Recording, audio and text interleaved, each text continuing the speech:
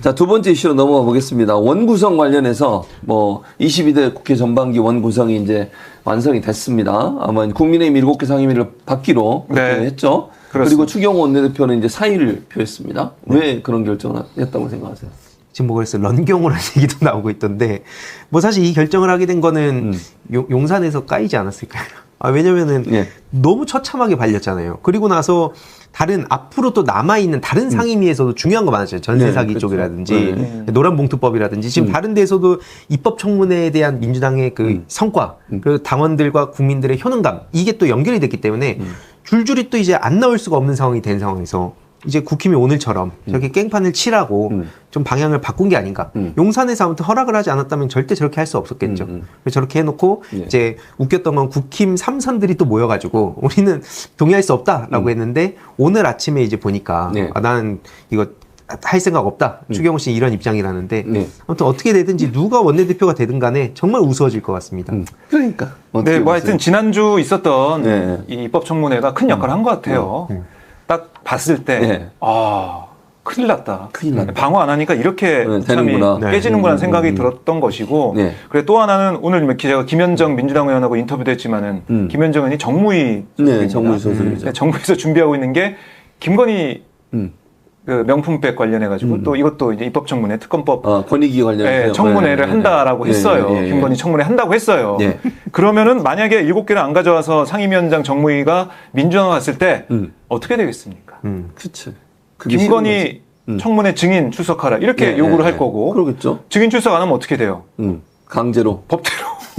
강제로. 뭐 민주당에도 또 가겠죠. 대통령실로 가겠죠. 그러니까 이런 눈에 그려지는 상황이 있잖아요. 근데 맞습니다. 이렇게 버텨서는 안 될 거라는 생각을 용산에서 하지 않았을까. 그래서 추경호 원내대표한테 뭐 들어가라 뭐 이렇게 한 거고 추경호 원내대표는 뭐 당 내에서 3선 이상의 의원들은 아마 들어가야 된다는 얘기를 많이 했겠지만 그래도 이것 좀 아무 면목 없이 들어가는 게 말이 되느냐 이렇게 얘기했던 의원들도 일부 있었을 텐데 뭐 면목이 없는 거죠. 추경호 대표 입장에서도. 그래서 지금 백령도에 가 있다 뭐 이런 얘기도 하던데. 무슨 김기현 사령관 아니에요? 왜 백령도를 좋아해? 6.25 맞아가지고. 6.25단 그러니까 지난번에 그 청문회 할 때 그 연결된 데가 백령도거든요. 6여단이 백령도에 있는데 거기서 가서 괜히 간 거야 그냥. 내가 볼 때 안 나오려고. 저는 어쨌든 생각해요. 그러고 있는데 결국 이 입법청문회 그러니까 이른바 일하는 국회 민주당의 상임위원장 맡고 있는 그 상임위의 효능감 그 모습이 용산을 움직이게 만들었다. 결국 그래서 국민의힘도 108명의 어떻게 보면 결사대라고 해야 되나요? 결국 국회로 들어오게 됐다. 이렇게 보는 게 맞을 것 같아요. 그래서 그런지 대통령실에서 이 이제 7개 받기로 한 뒤에 발표를 했습니다. 입장을 냈는데 뭐라고 읽어드릴게요, 제가. 여러 가지 우여곡절이 있었지만 국민의 국회로 돌려놓겠다. 민생을 위해 24시간 불이 꺼지지 않는다는 자세로 일하겠다는 국민의힘 추경호 원내대표의 충정 어린 결단으로 국회 원구성이 가능해졌대요. 충정 어린 결단으로 국회 원구성이 가능해졌대요. 좋아하는 거 아니에요? 환영하는 겁니까? 이게 대통령실 입장이에요. 이게 뭡니까 이게? 그러니까요. 아니 왜냐면 솔직히 누가 봐도 털린 상황이라는 건 다 알고 있기 때문에 말은 이렇게 하고 있지만 얼마나 지금 그러니까 애꿎은데 지금 화풀이 이따 뒤에 얘기할 것들 그쪽 지금 전당대회 쪽이랑 연결돼서 이 폭탄이 지금 막 스노우볼이 굴러가고 있거든요. 이게 누가 받게 될까? 저는 사실 그게 굉장히 중요한 관전 포인트라 봅니다. 대통령실은 발표는 어떻게 들으셨어요, 박정훈 기자?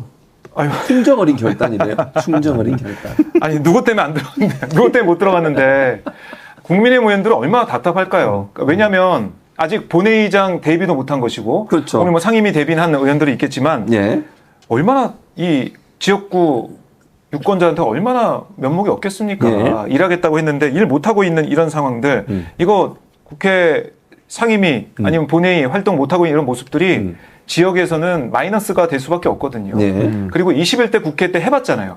21대 국회 때 40몇칠 걸려서 겨우 원구성이 됐었는데 그때도 뭐 다 가져갔지 않습니까? 그 다음에 국민의힘 의원들이 그 당시에 뭐라고 했냐면 이거 다 뺏겼는데 여기에 대해서 막 국민들이 잘했어, 잘 버텼어 이렇게 하는 사람이 없었다는 거예요.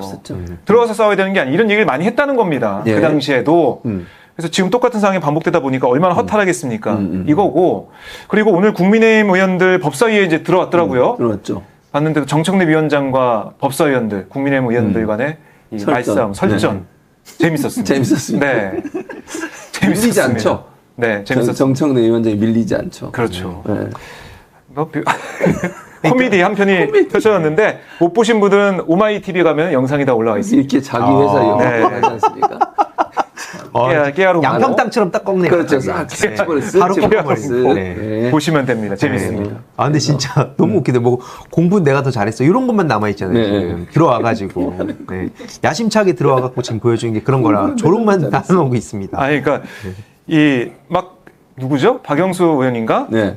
이런 상임위원장이 없었다. 어떻게 이렇게 막 퇴장 얘기도 하고 퇴장 얘기 왜요? 이런 얘기 법대로 하는데. 그러니까 이런 얘기 하는 위원장이 어떻게 있을지 막 그랬대요. 네. 그랬더니 정청래 위원장이 아직까지 그런 위원장 못 만나봐서 그렇습니다. 오늘 안 났습니다. 오늘 만났습니다. 드디어 만났습니다. 축하드립니다. 네, 법대로 하는 거 제대로 보여준다. 위원장이 정청래 의원이 지난번 위원장 대행 저랑 인터뷰하면서 그런 얘기했어요. 위원장은 상임위원회에서는 국회의장과 같은 존재래요. 모든 걸 결정할 수 있고 모든 걸 컨트롤할 수 있는 권한을 갖고 있기 때문에 그 상임위원회 안에서는 본인이 국회의장이래.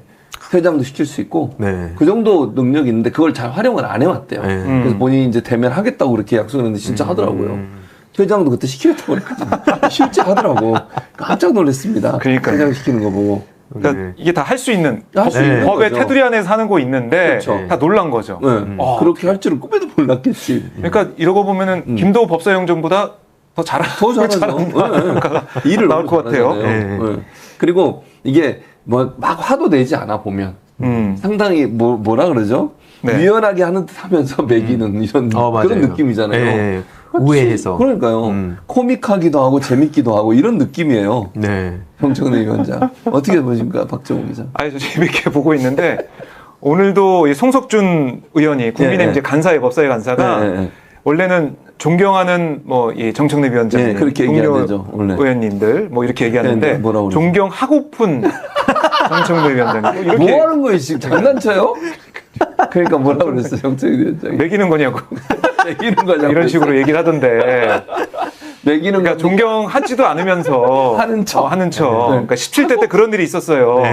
정청래 의원 어떤 그 당시에 이제 아마 그때 한나라당 때였나요? 그때 의원이 그 당 상대당 의원이 존경하는 정청래 의원님 뭐 이렇게 얘기했다는 거예요. 그래서 정청래 물어봤다는 겁니다. 정말 나 존경해요 했더니 존경하지 않는데 원래. 아니 존경하지 않으면서 무슨 존경하는 의원님 합니까? 막 이렇게 막 따졌던 그 얘기를 하면서 존경하지 않으면 그런 얘기 안 해도 된다. 존경하고픈 그런 생각도 없으면서 그런 할 필요가 없다. 이렇게 얘기하면서 참 재미있는 상황이 많이 펼쳐졌습니다. 예전에 과방위 때도 권성동 의원과 설전한 게 여기 남아있어요, 영상이. 그때도 뭐 권성동 의원 막 일어서서 막 항의를 하거든요. 그러니까 이제 권성동 의원 앉으세요. 그러니까 계속 이제 항의를 해. 앉으세요. 계속 항의해. 그럼 그냥 서 계세요. 그래.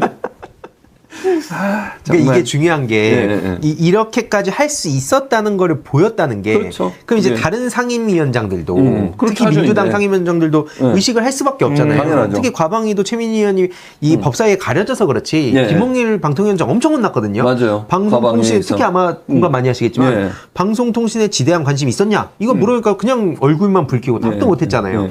그 다른 상임위에서도 마찬가지로 이제 의식을 할 수밖에 없다.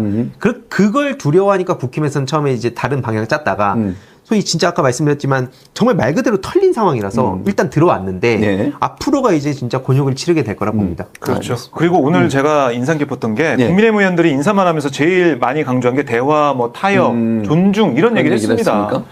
그러면 윤석열 대통령이 2년 동안 보여준 건 뭡니까? 거기에 대해서 성차이가 반성을 하고 불타협. 그렇죠.